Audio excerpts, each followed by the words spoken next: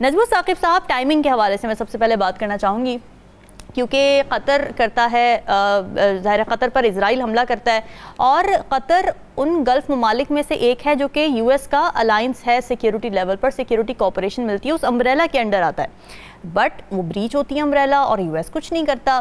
تو اب آپ کو لگتا ہے کہ انسیکیورٹی پیدا ہوئی اصل میں گلف ممالک کے اندر کہ جی ہم کیا کریں اگر اسرائیل پھیلتا جا رہا ہے، حملے کرتا جا رہا ہے، اور اسی کا نتیجہ ہم نے دیکھا کہ پاکستان کے ساتھ سعودی عرب کا ایک معاہدہ ہو جاتا ہے.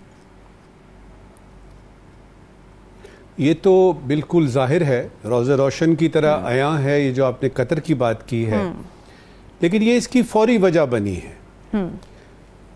ایک اور چیز جو ٹائمنگ کے علاوہ دیکھنے والی ہے کہ اگر پاکستان اور سعودی عربیہ نے یہ اتنا تصویراتی اہم اسٹریٹجک معاہدہ کیا ہے تو کیا اس کو بتانا ضروری تھا؟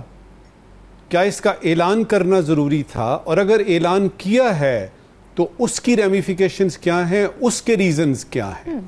تو آپ کو پتہ لگے گا کہ اس میں ایک طرح کی جو ہے وہ اناؤنسمنٹ بھی شامل ہے. نہ صرف یہ ہے کہ دو ملک جو ہیں برادر ملک وہ آپس میں فیصلہ کرتے ہیں کہ آج کے بعد سے جو ہماری شراکت داری تھی اس میں ایک چیز ہم نے شامل کر لی کہ اگر کل کو ہندوستان حملہ کرتا ہے پاکستان پہ تو اس میں سعودی عربیہ جو ہے وہ پاکستان کے ساتھ شانہ بشانہ کھڑا ہوگا، اور اگر کل کو یعنی اسرائیل حملہ کرتا ہے یا KSA کا کوئی دشمن حملہ کرتا ہے تو پاکستان جو ہے وہ کوئی سیسا پلائی ہوئی بنیان مرصوص جو ہے بن کے ادھر جائے گا.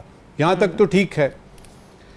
تین چیزیں بڑی اہم ہوئی ہیں جو کہ پہلی دفعہ تاریخ میں ہوئی ہیں. پہلے تو وہ دیکھ لیتے ہیں کہ وہ تین چیزیں کون سی ہیں جو کہ پہلی مرتبہ ہوئی ہیں. پہلی مرتبہ یہ ہوتا ہے کہ دو مسلمان ممالک جن میں ایک نیوکلیئر طاقت ہے، دو مسلمان ممالک ایک اس نوعیت کا اسٹریٹجک معاہدہ دفاعی کرتے ہیں. یہ پہلی دفعہ ہوا ہے. ٹھیک ہے. یہ پہلی دفعہ ہوا ہے کہ سعودی عربیہ اور پاکستان نے کوئی معاہدہ کیا ہے یا کوئی بات چیت کی ہے اکراس دا ٹیبل تو اس میں ایکول فوٹنگ پہ کیا ہے. نارملی یہ ہوتا تھا کہ سعودی عربیہ کی بات آتی تھی تو ہمیں پیسے چاہیے، پیسے دے دیجئے، ہمیں اس مصیبت میں سے نکال دیجئے، ہمارا رول اوور کر دیجئے، آپ کے ہمارے پاس اتنے بلین ڈالر پڑے ہیں اس کو رول اوور کر دیجئے. تو یہ پہلی مرتبہ ہوا کہ پاکستان کچھ دینے کی، سبسٹینشل چیز دینے کی پوزیشن میں آتا ہے. تو یہ ہو گئی دو چیزیں جو پہلی مرتبہ تاریخ میں ہوئی ہیں. تیسری جو وجہ ہے اس کی، تیسری نئی چیز جو ہوئی ہے اس میں اس کی فوری وجہ نکلتی ہے. تیسری نئی چیز کیا ہوئی ہے؟ تیسری نئی چیز ہوئی ہے کہ مڈل ایسٹ کے یا دنیا کے ایک بہت اہم ملک سعودی عربیہ نے ترجیح دی ہے پاکستان کو کہ جہاں تک سیکیورٹی کی بات ہے تو امریکہ کی سیکیورٹی کو ہم نے یہ قطر میں دیکھ لیا، اور انہوں نے صرف مذمت کی. تو پاکستان جو ہے اس کو ترجیح اب ملتی ہے یعنی بنسبت امریکہ کے، جو کہ بہت بڑا سمجھا جاتا ہے کہ ایک شیلڈ ہے، یعنی سیکیورٹی وائز پرووائڈ کر سکتا ہے. تو یہ تین چیزیں تاریخ میں پہلی مرتبہ ہوئی ہیں. کیوں ہوئی ہیں اس کے لیے بتاؤں آپ کو کہ یہ جو قطر کی آپ نے بات کی ہے نا، یہ فوری وجہ ہے. ٹھیک ہے. 1960 میں پہلا فوجی دستہ ہمارا گیا تھا، اور اس میں اس وقت سے لے کے اگر آپ 1998 میں آئیں جب پاکستان نے وہ ایٹمی دھماکہ کیا، اس وقت بھی 3.4 بلین ڈالر جو ہیں وہ سعودی عربیہ نے دیے تھے. لیکن پھر وہی بات کہ جو بات ہے، جو بہاؤ ہے وہ اس طرف سے اس طرف کا تھا. پھر ابھی ہم نے دیکھا کہ ہماری جو فوج ہے اس نے، اور ہماری سیکیورٹی پالیسی جو ہے اس نے، ہماری فارن پالیسی جو ہے اس نے، ہمیں سب نے مل کے بتایا، اور بڑے عرصے سے دہائیوں سے ہمیں بتایا جا رہا ہے کہ مکہ معظمہ، مدینہ منورہ اور اس کے علاوہ جتنے بھی سیکرڈ پلیسز ہیں سعودی عربیہ میں، اس کی ذمہ داری ہم نے لی ہوئی ہے. ہم نے کیا کیا ہے ابھی؟ اس کو فارملائز کر لیا ہے. یہ تو ہو گئی ایک کہانی. دو تین باتیں مختصر کرتا ہوں کیونکہ ہمارا پینل جو ہے وہ آج اس پہ بہت زیادہ محنت کر کے آیا ہے، اور ہم سب مل کے بتائیں گے پاکستانیوں کو اور جو ملک سے باہر ہیں اور جو ملک کے اندر ہیں کہ یہ جو معاہدہ ہوا ہے اس کی اصلی مضمرات کیا ہیں. دیکھیے، ایک فیکٹر جو ہے وہ ثابت ہو گیا تھا بنیان مرصوص سے، جو کہ یعنی وہاں سے شرارت ہوتی ہے ہندوستان سے، اور وہ کوئی ایک پلان بناتے ہیں اور بنیان مرصوص ہوتا ہے اور انڈیا کو جو ہے وہ شکست ہوتی ہے، ادھر سے کریڈینشلز آپ کے پاکستان کے بحیثیت یعنی سائبر وار لے لیجئے، ایئر فورس لے لیجئے، ویسے لے لیجئے، اسٹریٹجی وائز لے لیجئے، ثابت ہو گیا. Point number 1. پوائنٹ نمبر 2 ہم ایک یعنی دہائیوں سے بتا رہے ہیں، اور وہ ہے کہ پاکستان دہشت گردی کے خلاف ایکسپرٹیز رکھتا ہے، کیونکہ خود لڑ رہے ہیں ہم نے بڑی قربانیاں دی ہیں، ہم نے بہت کچھ سیکھا ہے.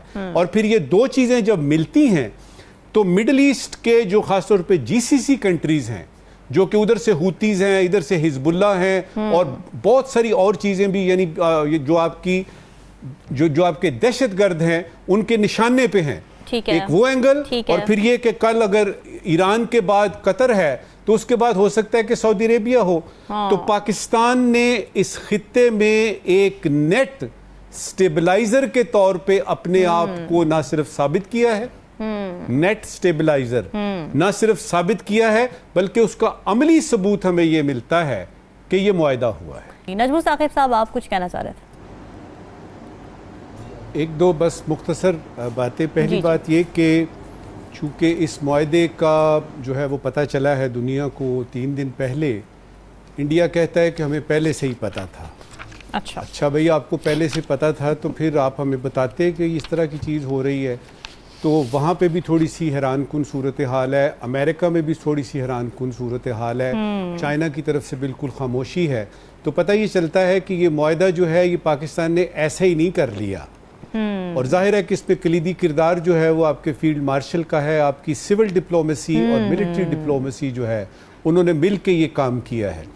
جو کام کی بات ہے نا وہ یہ ہے کہ سوشل میڈیا پہ یا کالم لکھتے ہیں آپ یا کوئی بات کرتے ہیں تو جو عام عوام ہے وہ تو جو مرضی کہے، اور عام عوام بہت خوش ہیں. کئی صبح سے بلکہ کل سے کئی مبارک بادیں میں وصول کر چکا ہوں.